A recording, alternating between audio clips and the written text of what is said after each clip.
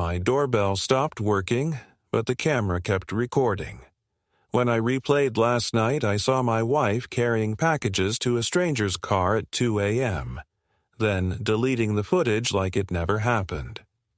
In Minneapolis, Minnesota, winter makes every sound feel sharper. The radiator clicks. The windows creak. Even the fridge hum feels like a witness. That morning, the house was quiet in the fake way, like a room that's been cleaned too fast before guests arrive.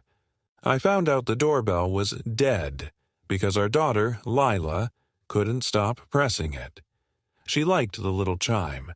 She'd press it, laugh, press it again, like she was summoning magic. That day, she pressed it, and nothing happened. She frowned at the blank silence like the door had betrayed her.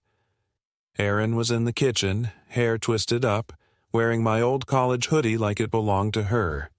She didn't look up when Lila said, "Daddy, it's broken." "I'll fix it after work," I said automatically because I always said that. I do IT support, the kind where people assume you can repair anything with a cable and a prayer. Erin's family had leaned into that.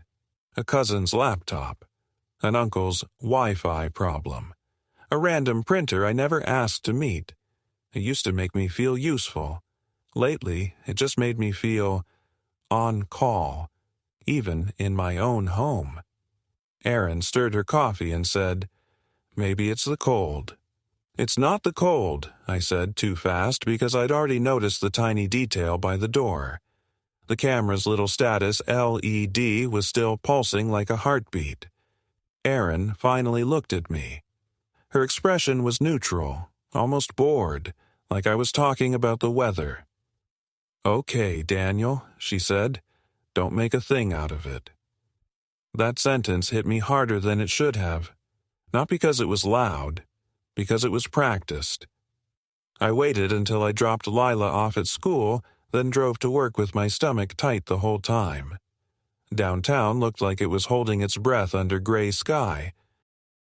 I kept thinking about how Erin said, "Don't make a thing out of it," and how she'd been saying variations of that a lot lately.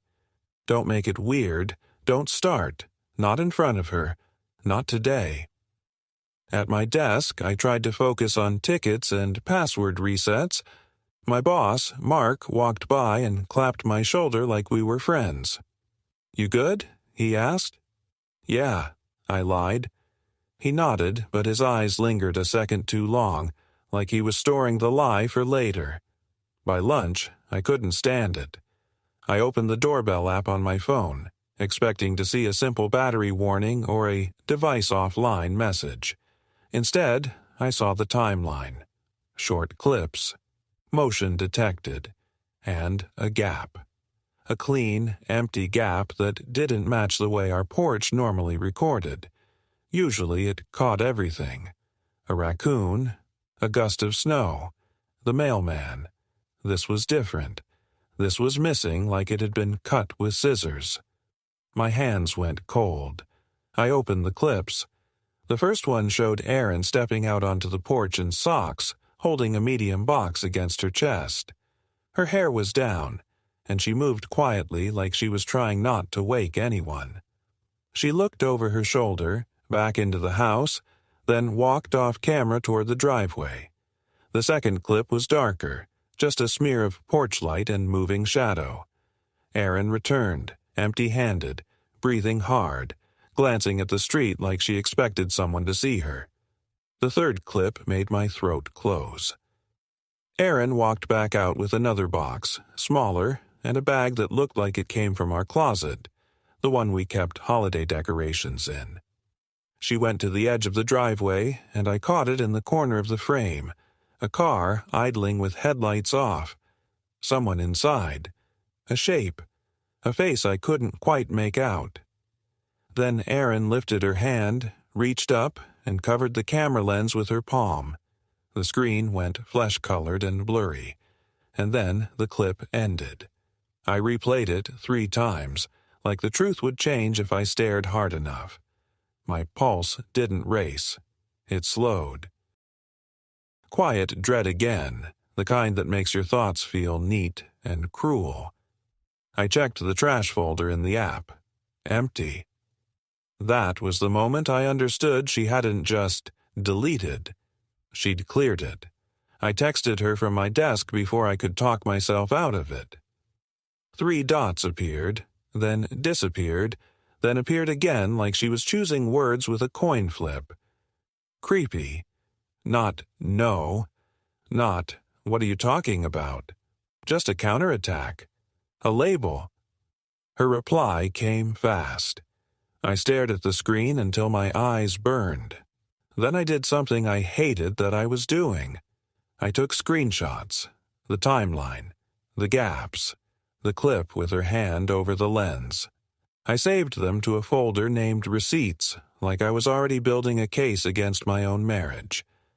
After work, I drove home with my jaw clenched so tight it ached. The sun was already sinking, making the snowbanks along the road glow faintly blue. On our street, everything looked normal. Too normal. Porch lights, tidy driveways, quiet houses pretending nothing happened behind their curtains. Aaron's car was in the driveway. So was another one. A dark sedan parked half on the curb, like the driver didn't care about rules here. I didn't recognize it. My stomach dropped, then steadied, then hardened into something else. When I walked in, I heard voices in the living room. Aaron's voice, light and forced. Another woman laughing, sharper. Tessa, her sister. I stepped into the doorway and stopped. It was the kind of moment you could freeze and read like a warning sign. Aaron stood on the right side of the room, face tense, holding Lila's pink backpack like she'd just unpacked it. Tessa was on the couch, phone in her hand, smiling like she was enjoying the tension. Lila sat on the rug with crayons spread out, humming to herself, oblivious. On the coffee table were my keys, Aaron's phone glowing face down like it didn't want to be seen, and a small cardboard box that looked exactly like the one Aaron carried in the clip.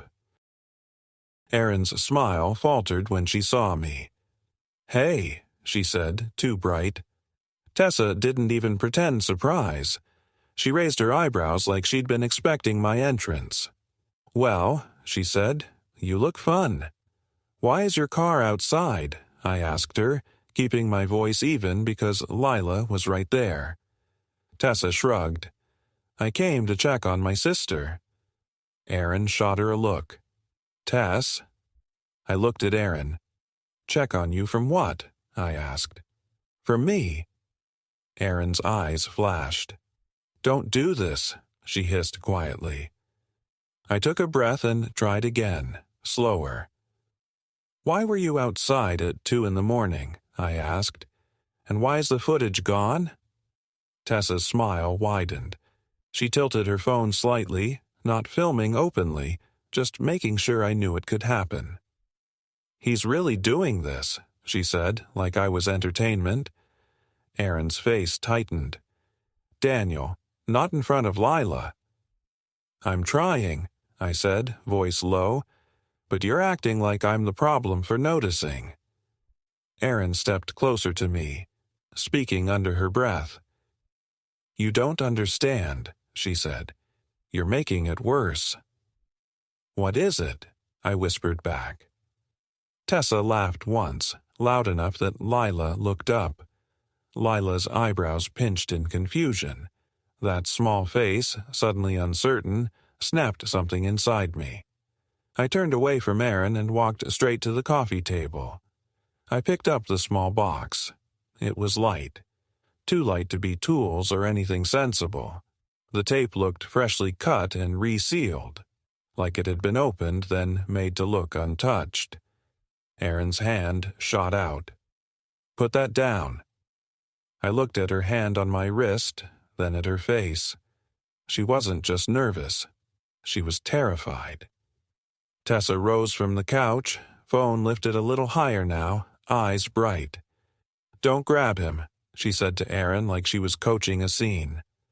Aaron released me like she'd been burned. I set the box down carefully and my voice came out flat. "Who was in the car?" I asked. "The one you were handing things to?" Aaron's mouth opened, closed.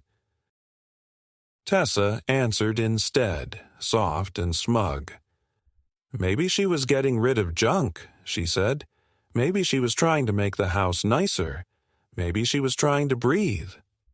Aaron snapped, "Tessa, stop." Tessa's smile dropped. "Or maybe," she said, eyes on me now, "you should stop acting like you own her." The room went quiet in that awful way, like someone had turned down the volume on life. Layla slowly gathered her crayons into a pile, watching our faces without understanding the words. I swallowed and kept my tone steady. "I don't own anyone," I said, "but this is my house too, and someone is deleting footage like we're hiding a crime." Erin's eyes filled with tears she refused to let fall. "You want the truth?" she whispered. "Fine." She walked to the front door, yanked it open, and pointed outside with a shaking finger.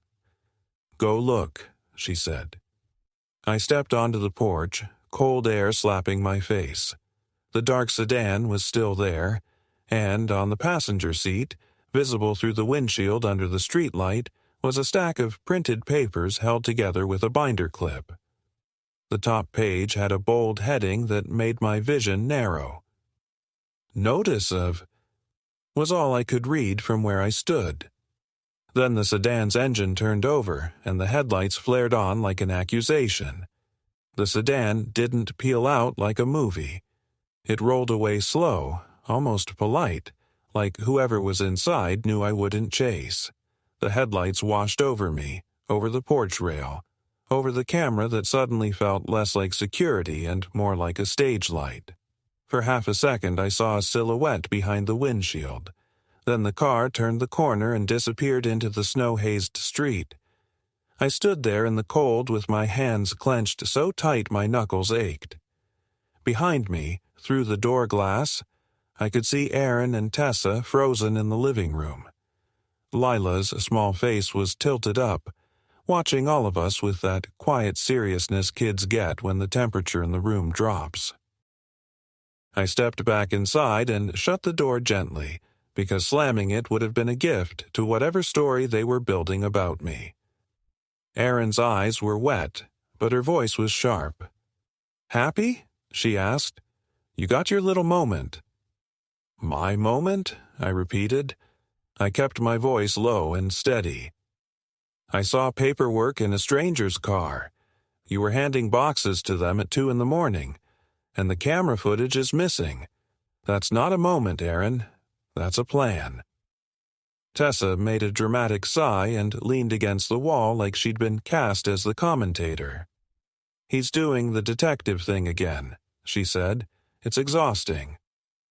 "Stop calling it again like this is normal," I said, and I hated how calm I sounded. Calm could be twisted into cold. Cold could be twisted into dangerous. Marilyn's favorite chain. Erin wiped her cheek and looked past me toward the hallway. "Lila, go wash your hands," she called, too sweet. Lila hesitated. Her crayons were still scattered, bright little sticks of color in a room that suddenly felt colorless. She gathered them slowly, one by one, watching our faces more than the crayons, and shuffled to the bathroom. When the door clicked shut, Erin's shoulders slumped. "You don't understand what my mom is doing," she whispered. I stared at her. "Your mom isn't even here," I said. Erin's laugh was thin and sick. "That's the point," she said. "She doesn't have to be." I walked to the coffee table and picked up my keys. Erin's phone was still face down, buzzing once, then stopping. A notification she didn't want to show. My stomach tightened again. "Tessa," Erin said suddenly, voice harder, "give me your phone." Tessa blinked. "Why?" "Because you're not recording in my house," Erin snapped. Tessa's eyes flashed. "Wow," she said, and her mouth curled like she'd been waiting for this. "So you'll yell at me, but you won't tell him the truth." Aaron didn't answer. That silence hit me in a different way than the deleted camera clips. It wasn't just fear. It was coordination. I took out my phone and opened the doorbell app again. The timeline was still there, still chopped up. I held it up, not to show Tessa, but to show Aaron. "Explain this," I said. Aaron's eyes flicked to the clips and then away. "Those boxes were paperwork," she said. "What paperwork?" I asked. Aaron's throat moved like she was swallowing a stone. "Lease stuff," she said. I felt my face go numb.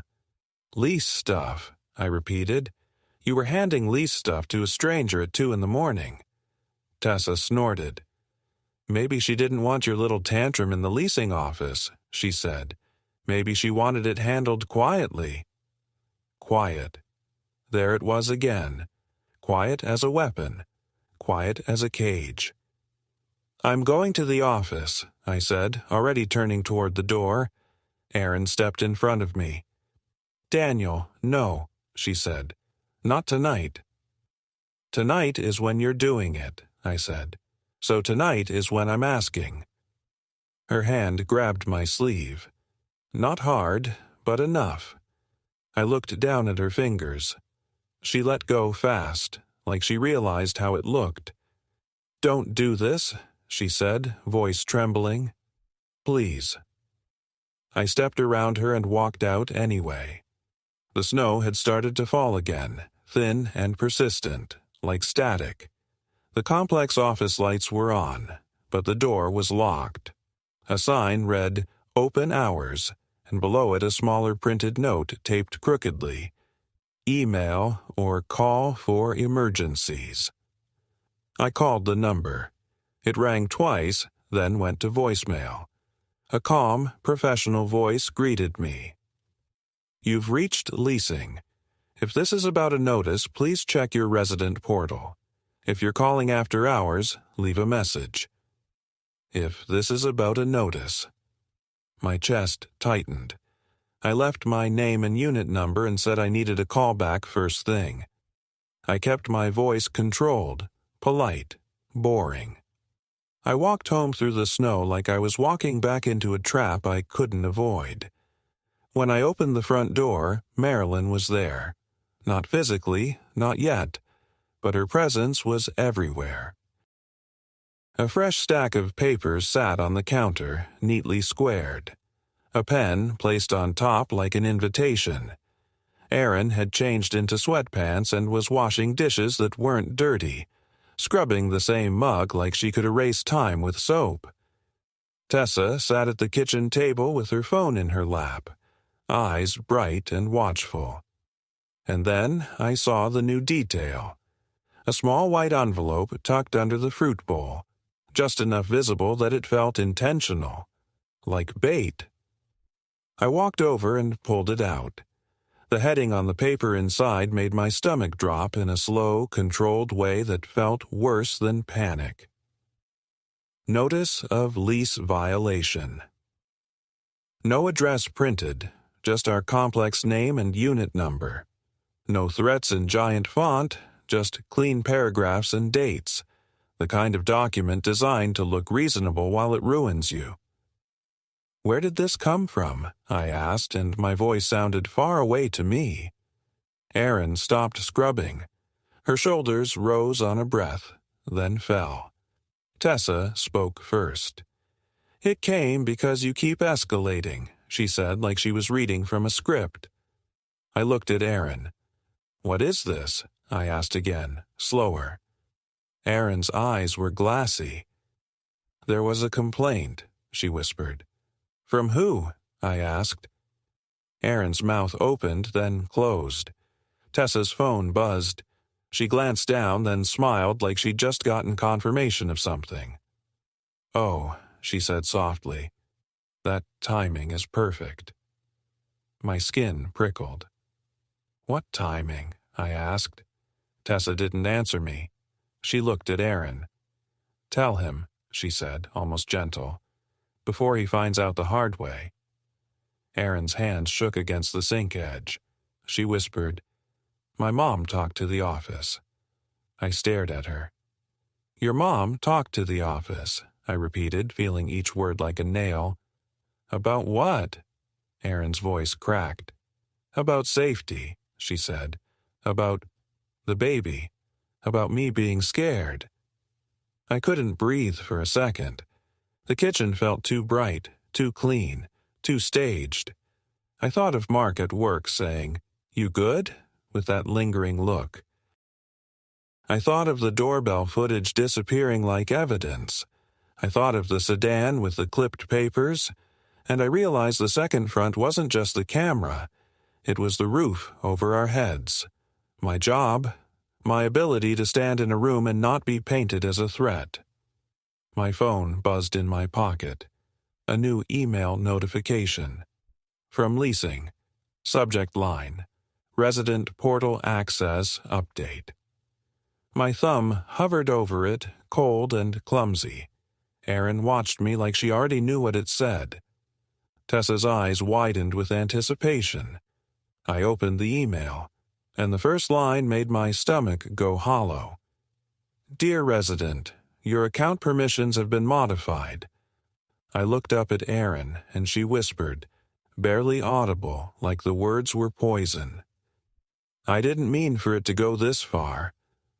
I didn't answer Aaron's, "I didn't mean for it to go this far," because anything I said in that kitchen would become a weapon in someone else's mouth. I folded the lease notice, slid it back into the envelope, and put it in my jacket. Then I went to Lila's room and watched her sleep, just long enough to remember what I was actually fighting for. Aaron followed me into the hallway, barefoot, voice low.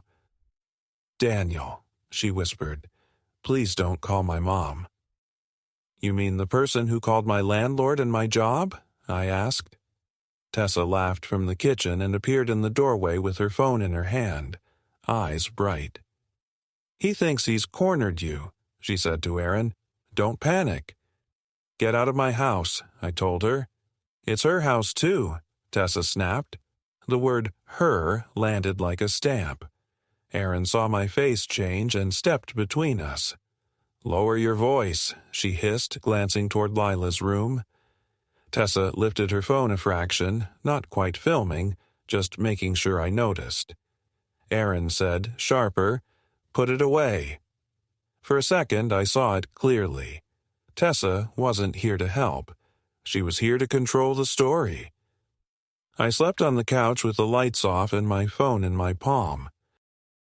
Around 3 a.m., I woke to Aaron's voice in the kitchen, calm in a way that made my skin prickle. "He saw the email," she said. A pause, then a tinny older voice through speaker. "Marilyn." Aaron's reply came smaller. "No, I didn't tell him." Whatever Marilyn said back, I only caught one clean phrase, like a blade sliding out of a sheath. "Then we move faster." Move faster. That was the quiet horror. Realizing you're not in an argument, you're in a timeline. By 6:45 a.m., I had Lila in snow pants and boots, oatmeal cooling on the table. Tessa was gone, but her coffee ring and charger cord were still there like fingerprints. Aaron hovered, watching me pack Lila's backpack with a water bottle and her library book, like she wanted to apologize without using words. In the car, Lila sat between us in the back seat, her backpack on her lap like a shield. Aaron stared out the passenger window, phone glowing in her hand. I could see the screen reflected in the glass, bright letters in a gray morning. Aaron must have felt me watching, because she locked the phone and slid it under her thigh. Lila leaned forward between the seats and whispered, "Can we just be quiet today?" That question did something to me I can't explain without sounding weak. I nodded once because speaking would have broken me. At the school drop-off line, everything looked normal. parents in puffer jackets, coffee cups steaming, kids hopping out with mittens dangling. But when I walked Lila to the front doors, the office clerk stopped me with a practiced smile. "Sir, can I see your ID?" she asked. I blinked. "For drop-off?" I said, keeping my tone light. "We had an update," she said, still smiling. "Just verifying adults on file." I handed over my license. She scanned it, glanced at her screen, and the smile tightened for half a second before she gave it back. "Thank you," she said, and I heard the unspoken part. "You're being watched now." Lila squeezed my hand once, hard, then let go and ran to her class. Back in the parking lot, I turned to Aaron. "You updated the school list?" I asked. Aaron's eyes flashed. "My mom told me to," she said, then immediately softened. "It's temporary." "Temporary is how this starts," I said. "It's never how it ends." "I'm going to the leasing office," I added. "You can come or you can stay, but I'm done being managed." Aaron's jaw tightened. "If you go in there angry, you'll make it look." "I'm not angry," I said. "I'm trying to understand what you gave your mom." The leasing office was warm and stale. I set the envelope on the counter and kept my hands visible. "I received this," I said, "and my portal permissions were modified. I need to know who requested the change." The receptionist typed, eyes flicking up and down like he didn't like what he saw. "Are you on the lease?" he asked. "Yes," I said. He hesitated. "It looks like—" He stopped mid-sentence because Aaron walked in behind me. "Hi, Aaron," he said automatically. My stomach dropped. Aaron didn't meet my eyes. "The account owner requested a safety update," he said, voice careful. "Account owner," I repeated. "There are 2 adults on that lease." He swallowed. "I can get the manager." When the manager came out, she held a thin folder and kept her expression neutral, like she'd learned to speak without taking responsibility. She looked at me, then Aaron. "We received concerns about domestic conflict," she said. "We were asked to limit access to certain services temporarily." "Asked by who?" I said. "A family member of the resident," she answered, glancing down like the folder could burn her. I stepped closer, slow. "I'm not asking you to choose sides. I'm asking you to show me what was submitted." She hesitated, then turned a page just enough for me to read the subject line on a printed email. "Urgent. Safety concerns for resident Aaron H." Below it, the first sentence punched the air out of my lungs. "He has been unstable since losing control at work." Work. They'd braided my job into my home like a rope. I looked at Aaron. "Did you tell her about HR?" I asked quietly. Aaron's mouth trembled. "I didn't want her to." "But you did," I said, and it came out flat. "You gave her the details." The manager watched my posture like she was waiting for proof. I opened my notes app and typed, big and clear for everyone to see. "Requesting written summary of actions taken on our lease and portal, and the policy used." "I can provide a summary," she said, "but with an active claim, we have to proceed carefully." "I'm proceeding carefully," I said. "I'm not the one deleting footage at 2 a.m. Aaron flinched so hard it was like I'd snapped a rubber band against her skin. Outside, slush soaked my shoes. Aaron walked beside me, silent until we reached the parking lot. Then she whispered, "My mom said if the lease is in my hands, she can keep us from being homeless. She said you're unpredictable when you're under pressure." "And you believed her," I said. Aaron's eyes filled. "I didn't know what to believe," she said. "You've been tense, and Mark, I repeated. Why are you saying my boss's name? Aaron went still. My phone buzzed with another HR email, this one with an attachment icon. Subject, Incident Report. Please review. I didn't open it, not yet. I just stared at the screen until my fingers felt numb. Erin's voice turned tiny. Daniel, she said, before you read that, you need to know something. And right then, my phone rang with the school's number. The school's number sat on my screen like a weight. Minneapolis slush hissed under passing tires, and for a second I just listened to my own breathing and Erin's small, trapped silence beside me. I answered. This is Daniel. A woman's voice came through, bright in that careful way schools do when they're trying not to panic parents. Hi, Mr. Harper. This is Mrs. Landry from the front office. We need you to come in today. My stomach tightened. Is Lila hurt? She's safe, Ms. Landry said quickly.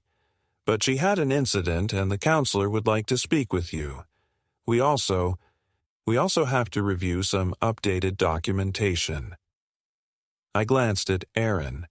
She stared straight ahead, knuckles white on her coffee cup. What kind of documentation? I asked. There was a pause, the sound of paper shifting. We'll explain when you arrive, Miss Landry said. Please come as soon as you can. The call ended before I could pull another detail out of it. I sat there staring at the phone like it might ring again with the real explanation. Erin finally spoke. I can go in with you, she said. You already went in, I said before I could stop myself. Her face twitched. That's not fair. What's fair is my kid's school calling me like I'm a problem they have to review documentation about, I said, and I kept my voice even because my heart was doing ugly things in my chest. Did your mom contact the school too? Erin swallowed. She said she was helping. I laughed once, quiet and bitter. She's not helping. She's setting the stage. Erin's eyes flashed, then dimmed. Please, she whispered, don't go in there looking, like you're ready to fight. I'm not ready to fight, I said. I'm ready to listen to my daughter. We drove in silence. The city looked like it was made of steel and old snow. Stoplights reflected in puddles like smeared bloodless wounds. Erin kept tapping her phone without opening it, like touching it was soothing even when she didn't want to see what was inside. At the school, the parking lot was half ice, half dirty slush. Parents moved in little bundles, heads down, coffee cups steaming. I recognized a couple faces. They recognized mine. I could feel it, the way their eyes hovered a second too long and then slid away, polite and afraid of being involved. Inside, the lobby smelled like sanitizer and crayons. The same front desk where they'd checked my ID this morning now had a different energy. Mrs. Landry's smile was tight, and she didn't ask for my license this time. She already knew who I was. Mr. Harper, she said, thank you for coming. Please have a seat. Erin walked in behind me, and Miss Landry's face softened. Hi, Erin, she said warmly. That tiny difference made heat crawl up my neck. We sat on plastic chairs under a poster about kindness. Erin sat to my right, shoulders hunched. I could hear the faint squeak of a marker somewhere down the hall, kids learning letters while my life got audited. Then Lila appeared at the end of the hallway, holding her counselor's hand. Lila's eyes were puffy like she'd been crying. Her backpack straps were twisted. She clutched a crumpled paper in her fist like a secret, and right behind her, like a shadow that didn't need an invitation, walked Marilyn. My mother-in-law's hair was perfect. Her coat looked expensive. She held a leather folder against her chest like she belonged in every room. When she saw me, she didn't look surprised. She looked prepared. That was the moment you could freeze and put on a thumbnail. Lila in the middle, small and shaken, backpack sagging, paper crumpled in her hand. Me on the left rising too fast from a plastic chair, keys in my fist, face locked between fear and rage. Aaron on the right, eyes wet, hands clasped, already bracing. Marilyn behind Lila with her folder, chin lifted, calm as a judge. Miss Landry at the desk holding a clipboard. A security camera in the corner watching it all. My mouth went dry. "Why is she here?" I asked Aaron, low. Aaron couldn't meet my eyes. "My mom said." Marilyn cut in smoothly, smiling like we were at brunch. "I'm here for my granddaughter," she said. "I'm her father," I said. Marilyn's smile didn't change. "Of course," she said, and the way she said it made "father" sound like a roll on paper, not a person. The counselor, a woman with tired eyes and soft hands, guided Lila to a small office. "Let's talk in here," she said. "Ms." Landry glanced at Marilyn, then at Aaron, then at me. "We'll need all guardians to review the updated plan," she said. "Guardians," I repeated. "I'm on her file. I'm her dad." "We know," Ms. Landry said, voice careful. "There have been updates." I followed them into the counselor's office. The room was small and bright, with a rug and a shelf of fidget toys. Lila sat in a chair too big for her, swinging her boots slightly, eyes fixed on her own hands. The counselor closed the door and turned to us. "Lila had an emotional moment today," she said gently. "She told a classmate that her dad might not be allowed to pick her up anymore." My heart lurched. I looked at Lila. "Honey," I said softly, "who told you that?" Lila's eyes flicked to Aaron, then to Marilyn, then back to her hands. She whispered, "Grandma said it's safer if Mommy does it." I felt my vision narrow. Aaron's face crumpled. "Lila, I didn't." Marilyn sighed like she was the exhausted adult in the room. "I said she doesn't need to be around conflict," she said. "She's sensitive." "I'm not conflict," I said, and my voice stayed low because Lila was watching. "I'm her dad." The counselor opened a file. "We also received a request to update Lila's emergency contacts and pickup permissions," she said. It included language about safety concerns at home.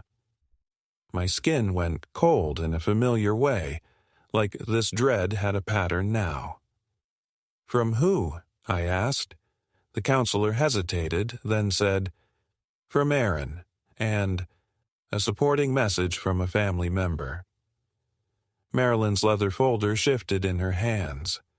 Aaron stared at the carpet like she was trying to disappear into it. I leaned forward, slow, palms open on my knees. "Lila," I said, "did something happen at home that scared you?" Lila's lip trembled. "When you were whispery mad," she said. It hit me like a punch because it was true and also unfair. I hadn't yelled, but I had been tense. I had been sharp-edged. Kids feel that like weather. "I'm sorry," I said to her, and I meant it. I shouldn't have brought that feeling into the house. Marilyn seized on it instantly. "See?" she said, soft and triumphant. "He admits he's been unstable." I turned my head toward her slowly. "Stop," I said. One word. Calm. Firm. A boundary. Marilyn blinked like she wasn't used to being told no. The counselor cleared her throat. "The school's role is to keep Lila safe," she said. "We need clarity. Are there legal restrictions in place?" "No," I said immediately. "There are none." Marilyn's smile returned, smaller. "Not yet," she murmured, just under her breath, but I heard it. Erin flinched like she'd been slapped. I looked at Erin. "Did you authorize this?" I asked quietly. "Did you tell them I can't pick up my own child?" Tears slid down Erin's face. She whispered, "I thought it was temporary. I thought it would calm things down." "It doesn't calm things down," I said, voice raw now. "It turns my daughter into a lever." Lila started to cry, silent at first, then with little gasps. I reached for her hand, careful, and she let me take it. "I don't want sides," she whispered, words breaking. "I just want quiet." The sentence landed in my chest and stayed there. Not dramatic, not accusatory, just heartbreakingly simple. The counselor softened. "Okay," she said. "Okay, we can focus on stability, but we need everyone to agree to a consistent plan." Marilyn opened her folder like she'd been waiting for the cue. "I drafted something," she said, and slid a page across the desk. The top line read in bold, "Family Safety Agreement."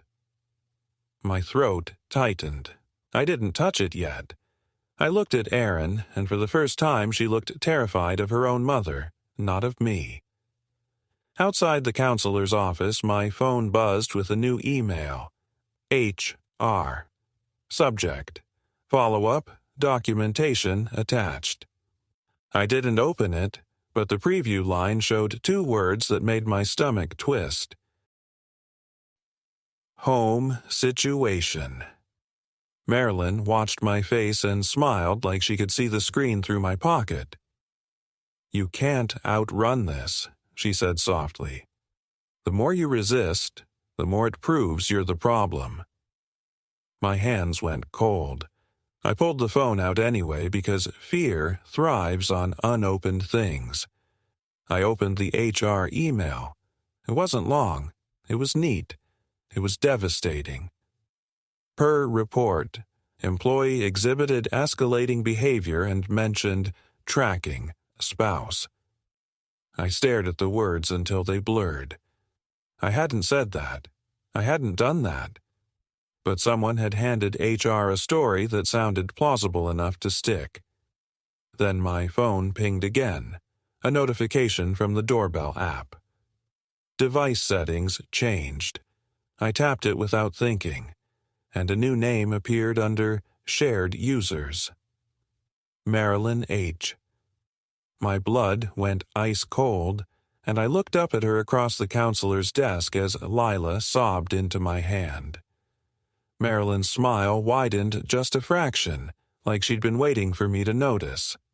Marilyn didn't raise her voice in the counselor's office. She didn't have to. She sat there with that small, controlled smile while my daughter cried into my hand, and it felt like she was watching a weather report she already paid for. "I'm removing your access," I said, turning my phone so she could see the Shared Users screen. Marilyn's eyes flicked to it, then back to my face. "That's not your decision," she said softly. "It's Erin's account." Erin flinched at the word account like it was a slap. The counselor cleared her throat, trying to pull us back to the script. "Let's focus on what Lila needs right now," she said, voice gentle. "Consistency, reduced conflict, clear pickup procedures." Lila's shoulders shook. She looked up at me with wet cheeks and said the same thing again, quieter this time, like she was afraid we'd punish her for it. "I just want quiet." I nodded because that was the only honest thing I could do. The counselor asked Erin and me to step into the hallway for a parent conversation. Marilyn stood like she was coming too. The counselor held up a hand, still polite but firmer. "Grandparent support is important," she said, "but this part is for guardians only." Marilyn's smile tightened. "Of course," she said, and she stayed in the office with Lila. With my daughter. Like that was normal. In the hallway, Erin pressed her hands to her temples. "This isn't how I wanted it," she whispered. Then why is she running everything? I asked. Erin's eyes flashed. Because she's not scared to do what has to be done. That's not bravery, I said. That's control. Erin swallowed. You don't know what she thinks you are, she said, voice shaking. You don't know what she told people. I'm starting to, I said, and my chest felt tight in a way that wasn't rage. It was recognition. When we went back in, Marilyn had already positioned herself like an anchor. She'd pulled Lila's chair closer, offered her a tissue, and smoothed Lila's hair with slow, possessive strokes. Lila looked small and tired and too aware. I crouched in front of Lila. Hey, I said softly. I'm taking you home. Marilyn's hand paused on Lila's shoulder. She should come with us, she said, calm as a court order. Erin needs support. I'm her father, I said again, and I hated how often I had to say it, like the words were losing their power. The counselor intervened, voice careful. There's no legal restriction on Mr. Harper picking up Lila, she said. If there's a change, we'll need documentation. Marilyn's eyes didn't move, but something cold settled behind them. We'll see, she said. The hallway outside the office turned into another frozen moment. Marilyn reached for Lila's hand like she was guiding her away. I stepped in, not touching Marilyn, just placing myself between. Erin stood on the right side of the frame, face wet, twisting the strap of Lila's backpack like she wanted to disappear into it. A teacher passed and slowed, eyes wide. Miss Landry hovered with a clipboard. Marilyn's folder was tucked under her arm like a weapon that didn't look like one. Lila looked up at Marilyn and then at me, and her voice cracked. Please, don't be loud, she whispered. I won't, I promised, and I meant it so hard it hurt. I took Lila's backpack from Erin's hands, slid it onto my shoulder, and walked us out. In the car, Lila fell asleep within 5 minutes, her forehead against the window, breath fogging the glass. Erin sat stiff in the passenger seat, phone clutched in both hands but not open. Quiet dread filled the space between us, the kind that doesn't need words to feel like a threat. At home, the first thing I did was open the doorbell app again. Permission denied. I stared at it, thumb hovering, trying again like it was a glitch. Same message. My stomach sank as if the floor had tilted. Erin, I said, holding up my phone. I can't access it at all. Erin's shoulders rose and fell. My mom said I had to take you off, she whispered. Had to, I repeated. Erin, it's our front door. She said if I didn't, she would handle it another way, Erin said, eyes shiny. She said you'd start tracking me, and it would get worse. That line, I said slowly. That's what she told the school. That's what she told the landlord. That's what she told HR. Erin's mouth trembled. I didn't say that, she insisted. I didn't. But you let her, I said. You gave her your phone, your passwords, your permission to speak for you. Erin's face tightened. You keep saying, let her, like I'm not drowning too. Before I could answer, there was a knock at the door. Not a gentle one. 3 sharp knocks, like punctuation. Erin didn't move. She didn't have to. Marilyn walked in with her own key like she'd never stopped belonging here. She wasn't alone. Tessa followed with a tote bag and a tight grin, eyes scanning the room like she was checking camera angles. Marilyn set her folder on our kitchen counter and opened it immediately, papers sliding out in neat stacks. Lila is asleep, Erin said quickly like it was a plea. Marilyn lowered her voice without changing her tone. Good, she said. Then we can talk like adults." I watched them take over the kitchen the way people take over a table in a coffee shop. Marilyn's folder, Tessa's phone, Erin standing beside her mother like she'd been pulled by a string. My house turning into an office where the client didn't know he was the client. Marilyn slid one page toward me. "Sign," she said. I didn't touch it. "What is it?" "An agreement," she said. "No raised voices, no monitoring, no investigations. You will communicate only in writing. Erin will be the primary pickup until things stabilize." "Until things stabilize," I repeated. "Meaning until you decide." Tessa's phone buzzed. She looked down and smiled. "He's going to refuse," she said like she was narrating. Marilyn's eyes stayed on mine. "If you refuse," she said, "you force us to take steps, and steps create records." Records. That word again. That was her real language. My phone buzzed. A text from Mark. My throat went tight. Erin saw my face change and whispered, "What?" I didn't answer. I stood up, slow, keeping my hands open so no one could say I moved aggressively.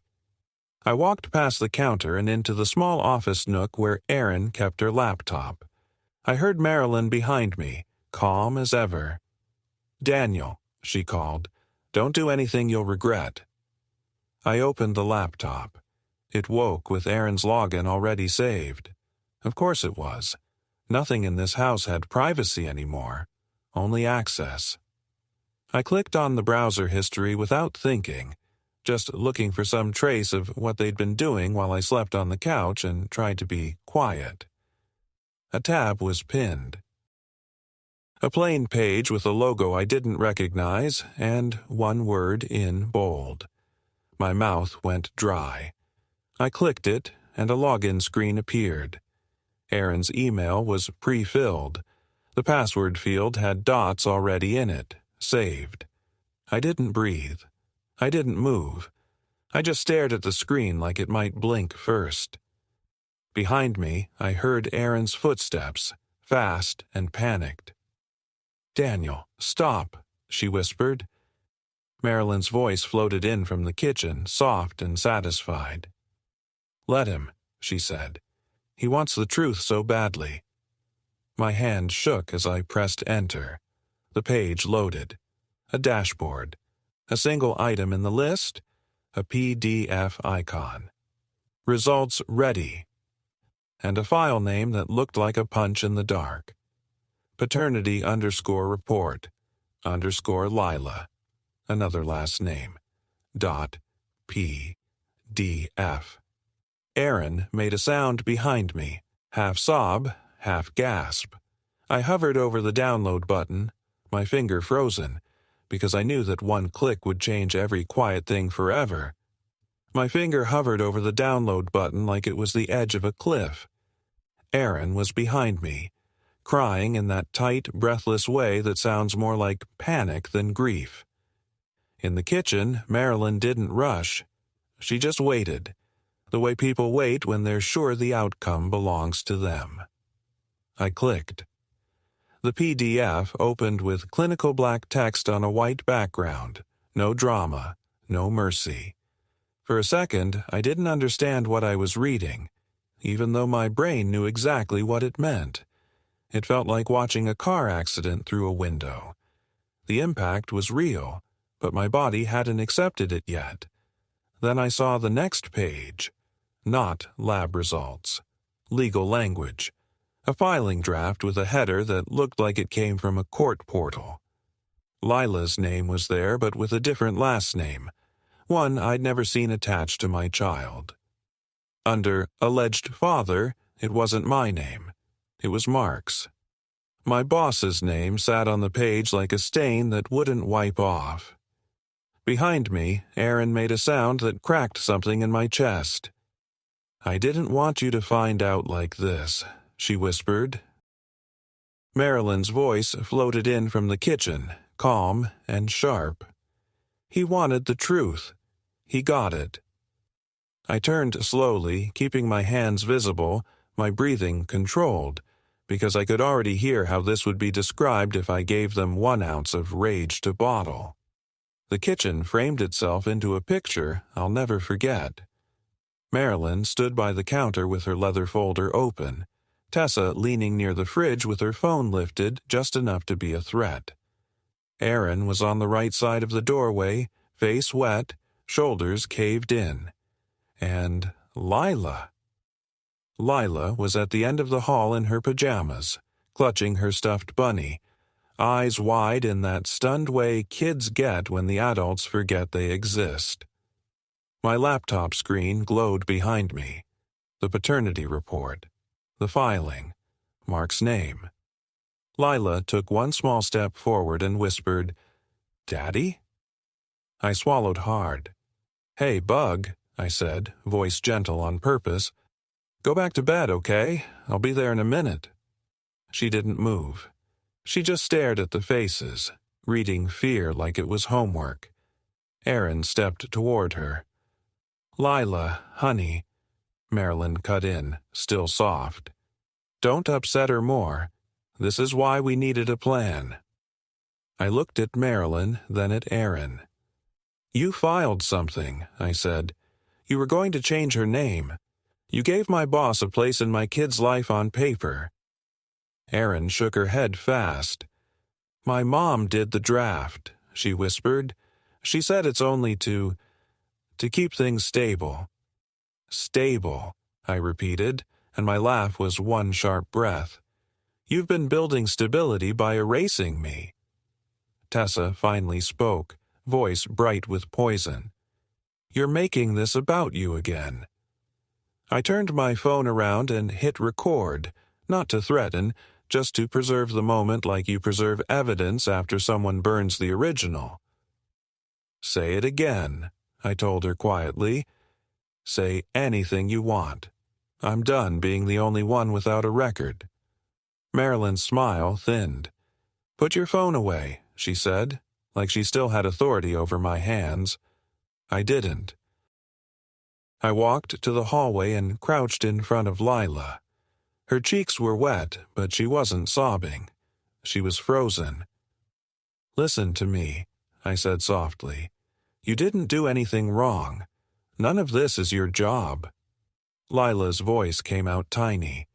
Am I yours?" The question gutted me so cleanly it almost made me dizzy. I held her little hands in mine and kept my voice steady. "I'm your dad," I said. "I'm the one who packs your lunches and fixes your mittens and knows how you like your oatmeal. That doesn't disappear because adults are messy."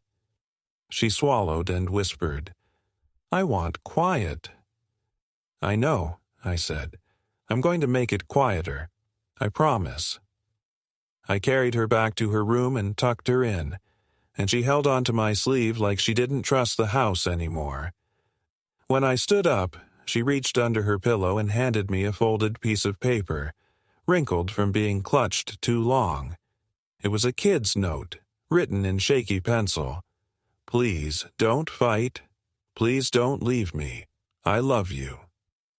I stood there in the dark with that note in my hand and felt the kind of quiet dread that turns into clarity.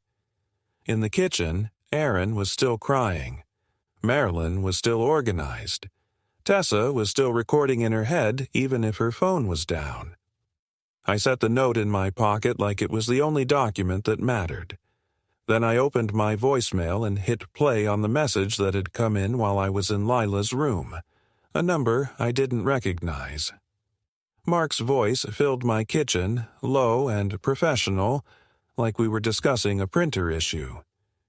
"Daniel, it's Mark. Look, HR got something. I didn't ask for this, but you need to keep your emotions in check. Aaron's under a lot of stress. Let's not make this worse." I stared at my wife. "He called you Aaron's under stress," I said, "like he's family." Aaron's face collapsed. "It happened once," she whispered. "It was before things were steady. You were working nights. I was scared." He offered a ride home after the holiday party and I was stupid and— Marilyn stepped forward, voice sharpening. Don't romanticize it. This is about what's best for Lila. What's best for Lila, I said, is not being used like a bargaining chip by people who treat records like weapons. Erin shook, wiping her face with the heel of her hand. My mom found out when she bought me one of those DNA kits, she whispered. She said it was for fun. When the results didn't match, she told me I had to fix it before it ruined everything. Fix it. Like my daughter was a mistake on a form. Marilyn lifted her chin. I protected my daughter, she said, and I protected that child. You protected control, I said. I didn't yell. I didn't slam anything. I did the opposite of what their story needed.